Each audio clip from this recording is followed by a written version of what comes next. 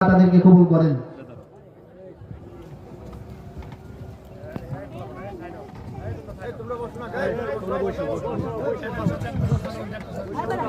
আমাদের আপনাদের এই প্রাণপ্রিয় প্রতিষ্ঠান সরকারপাড়া তাহফিজুল কুরআন হাফিজিয়া মাদ্রাসা, এই যে আজকে যারা হাফেজ হয়ে যারা পাঠদান গ্রহণ করতেছে, এটা যেমন তাদের নিজেদের জন্য যেমন সুনাম, ঠিক তাদের আব্বা আম্মাদের জন্য এটা সুনাম।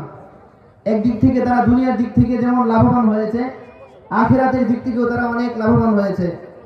হাদিস শরীফের মধ্যে আসছে, যারা কুরআন যারা মুখস্থ করে, কুরআনকে যারা আঁকড়ে ধরে, আল্লাহ রাব্বুল আলামিন তাদেরকে নিজের আহাল বলে ঘোষণা করেছেন।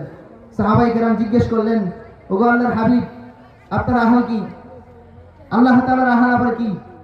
রাসূল সাল্লাল্লাহু আলাইহি ওয়াসাল্লাম বললেন, যারা কুরআনকে আঁকড়ে ধরে তারা হচ্ছে আল্লাহ রাব্বুল আলামিনের পরিবার। আমাদের এই ছোট্ট সোনামণিরা, ছোট ছোট কচিকাঁচা বাচ্চারা কোরআনের হাফেজ হয়েছে, এজন্য মন ভরে তাদের জন্য দোয়া করা এবং প্রত্যেকের মনে এই প্রত্যাশা জাগানো যে আমার সন্তান সে যেন হাফেজ হয়, আমার ভাতিজা সে যেন হাফেজ হয়। আপনার ভাতিজাকে আপনি ডাক্তার বানাবেন, বানান, কোনো সমস্যা নাই। যদি মুসলমান হিসেবে যদি তার অন্তরে সেই ছোট্ট থেকেই যদি কোরআনের বীজ তার ভিতরে যদি দিয়ে দিতে পারেন, তাহলে সে যখন ডাক্তার হবে সে একজন সৎ ন্যায় নিষ্ঠাবান ডাক্তার হবে। সে যখন ইঞ্জিনিয়ার হবে, কোরআনের শিক্ষা যখন তার সাথে থাকবে, তখন সে কখনো দুর্নীতি করবে না। আমাদের সমাজে আপনি যেদিকে তাকাবেন সেদিকেই শুধু দুর্নীতি আর দুর্নীতি। এই দুর্নীতি বন্ধ করতে হলে আমাকে, আপনাকে, আমাদের সকলকে এগিয়ে আসতে হবে কোরআনের শিক্ষার দিকে।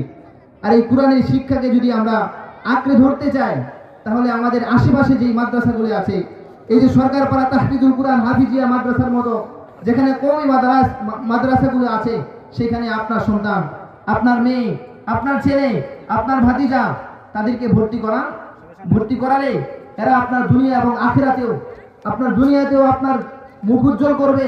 কখনো আপনাকে সেই সন্তানকে নিয়ে কখনো টেনশন করতে হবে না। সেই সন্তানের জন্য আপনাকে কখনো বৃদ্ধাশ্রমে যেতে হবে না, বরং সেই সন্তান আপনার মান সম্মান সবকিছু দুনিয়ার ক্ষেত্রেও আপনার জন্য লাভবান হবে, সেই সাথে আখিরাতেও